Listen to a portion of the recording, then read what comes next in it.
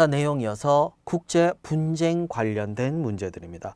국제 분쟁 관련된 이슈들이 워낙 많다 보니까 그중에 굵직굵직한 주요 이슈들 위주로 다루면서 이야기를 좀 해보도록 할게요. 실제 문제를 다루면서 얘기를 좀 해볼게요. 2018년도 서울대학교 대입 문제입니다. 자유무역과 보호무역.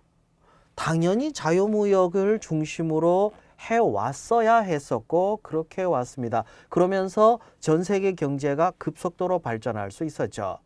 그런데 미국에서부터 출발했다고 얘기하면 안 돼요. 사실상 사회적으로 빈부격차가 심해지면서 소득이 감소하게 된 극빈층들, 이들의 지지를 받기 위해서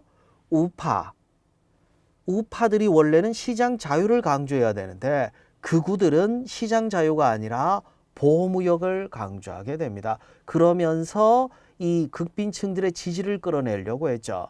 그 연장선에 있는 게 미국의 트럼프 대통령이 아닐까 싶네요. 아메리카 퍼스트를 앞세우면서 보호무역, 이 보호무역을 앞세우면서 지지율을 끌어들였고 대통령이 될 수 있었고 지금도 전 세계에 여러 영향을 끼치고 있습니다. 물론 이론적으로는 자유무역이 옳다는 건 이미 입증이 됐습니다. 학자들이 보호무역을 그리 강조하지는 않아요. 하지만 정치적으로는 그럴 수밖에 없는 상황이라는 거, 이걸 연결해야지 이 문제를 자유무역과 보호무역의 양쪽 중에서 어떤 게 우월하냐, 이건 이미 결론이 났습니다. 현실적으로 정치적 문제와 연결시켜야 해결할 수 있지 않을까 싶네요. 자국의 이익, 결국 보호무역의 연장선에서 이루어졌던 브렉시트에 대한 이야기입니다. 브렉시트가 옳다는 주장을 할 수는 없을 거예요. 하지만 왜 그랬는지에 대한 근거는 제시할 수 있겠죠. 그리고 트럼프를 지지한 이유에 대해서 경제 이론으로 접근하면 이 문제에 대해서 설명하기가 좀 어려울 수도 있습니다. 그래서 여러 문제를 아우르는 문제가 돼버렸네요. 거기에 불똥이 우리나라까지 뛰고 있습니다. 자, 미국이 중국과 대립하면서 보호무역을 강조하다 보니까 우리까지 무역 제재의 대상이 돼버리고 있죠. 철강이라든지 이런 분야에서 뭐 보복관세라든지 이런 문제들이 발생하고 있습니다. 그러면서 한미 FTA 재협상까지 요구하고 있죠. 자, 운이 좋게도 철강 관세는 면제받았지만 제가 왜 운이 좋게도라고 얘기했냐면 이게 언제까지 지속될지에 대해서 장담은 못해요. 왜냐하면 미국에서 일방적으로 결정한 문제이기 때문에 우리가 여기에 대해서 대항하는 것은 한계가 있습니다. 게다가 미중 간 무역 전쟁이 전면적으로 확대되면서 세계 경제까지 그 영향을 받고 있기 때문이죠.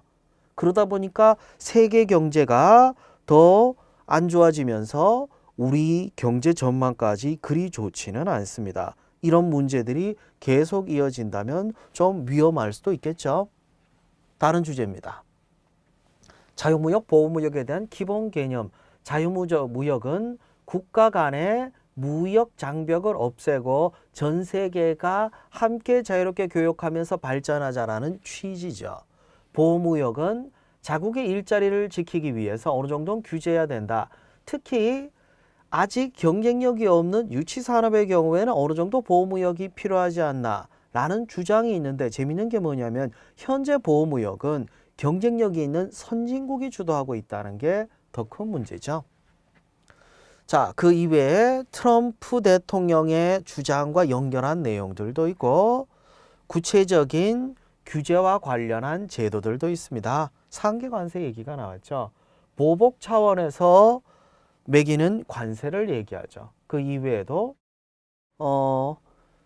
무역으로 인해서 피해를 입었을 때 합법적인 제도도 있기는 해요. 세이프가드 같은 제도도 있기는 하죠. 하지만 이게 어디까지가 합법적인지 불법적인지가 좀 애매합니다. 원래 국가 간의 관계라는 건 그럴 수밖에 없기 때문이죠.